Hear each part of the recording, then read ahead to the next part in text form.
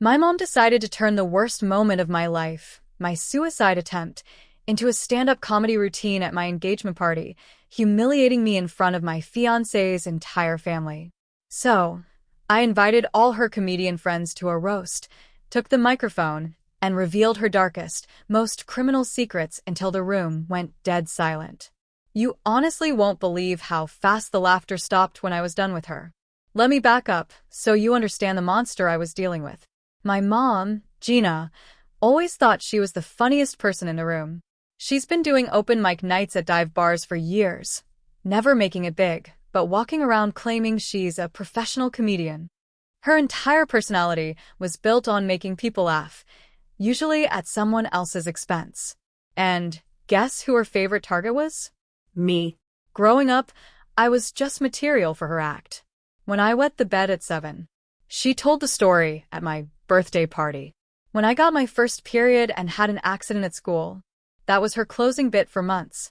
I learned to stop sharing anything with her because everything I said would eventually end up on a stage.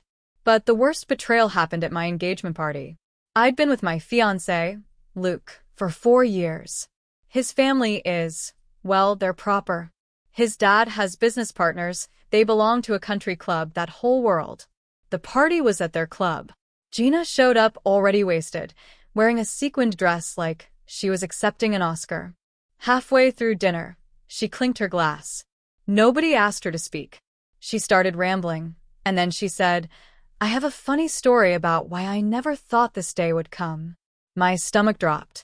She proceeded to tell the room about the time I was 19 and had a severe mental breakdown. But she didn't just tell it. She performed it. She mimicked me crying. She did an impression of me begging for help. She acted out finding me with pills. She even made sound effects for the heart monitor at the hospital and threw herself on the floor to show how I collapsed. 200 people sat in horrified silence. Luke's mom was crying. His dad looked like he was going to be sick. My future brother-in-law literally walked out. And Gina? She thought she was killing it. She laughed at her own jokes, saying, "The funniest part was when I told the psychiatrist I felt worthless, and he said, 'Well, at least you're self-aware.'" When she finally realized nobody was laughing, she just said, "Tough crowd," and sat down. It nearly destroyed my relationship. Luke's family left immediately. They thought insanity ran in my family. Luke almost called off the engagement because he didn't know if he could handle that kind of chaos.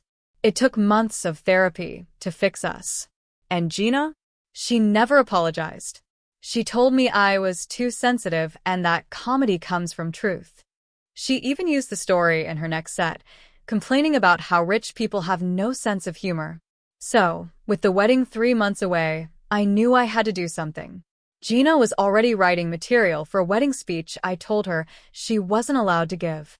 She even bought a white sequin dress to wear. I decided she needed a taste of her own medicine.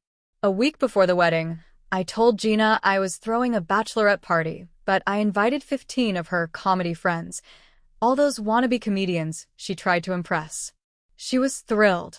I told everyone we were going to do a roast of our parents, where we tell crazy stories about how we were raised. Gina loved it. She went first, mocking my childhood traumas again. Then it was my turn. I stood up, looked her dead in the eye, and I didn't hold back. I started with how she got pregnant with me at 17 by her married English teacher, Mr. Randolph.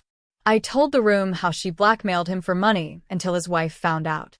I told them how he killed himself because of the pressure, and how Gina kept his suicide note that mentioned her by name as a souvenir.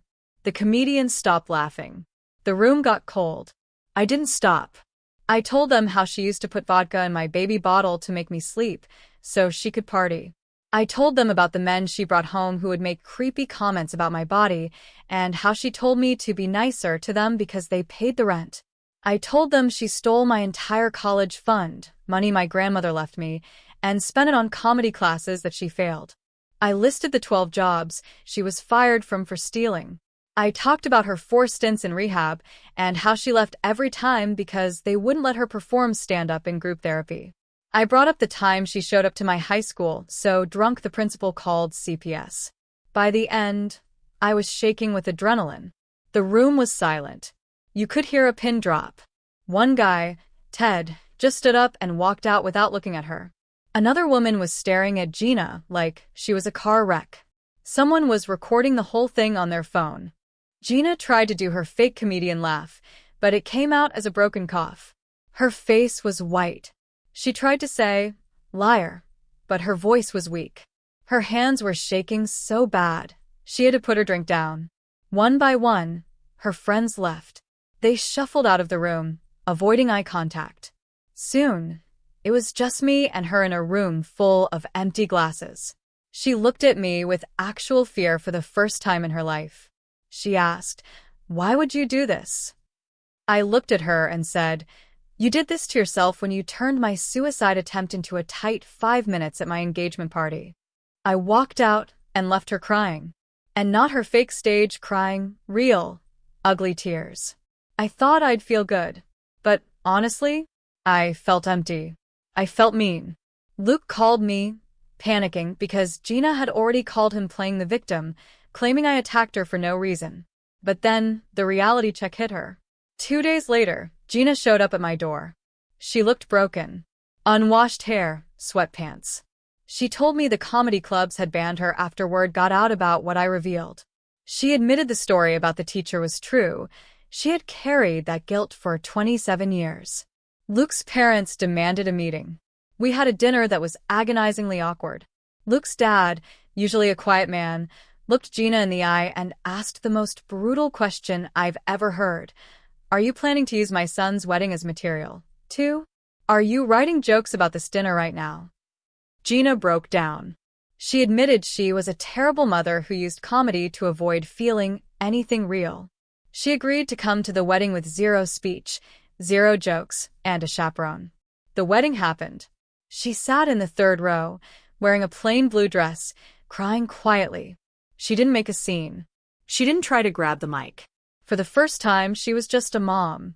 Now, 6 weeks later, we meet for coffee once a week. We have strict rules. There are topics she can't touch. She's in actual therapy, not performing for the therapist, but doing the work. It's not a fairy tale ending. I don't know if I'll ever fully trust her, but I finally feel safe knowing that she knows I can bite back. I'm not her punchline anymore. So I have to ask you guys, did I take it too far by ruining her reputation with her friends? Or was that the only way to finally make her stop? Let me know in the comments what you would have done.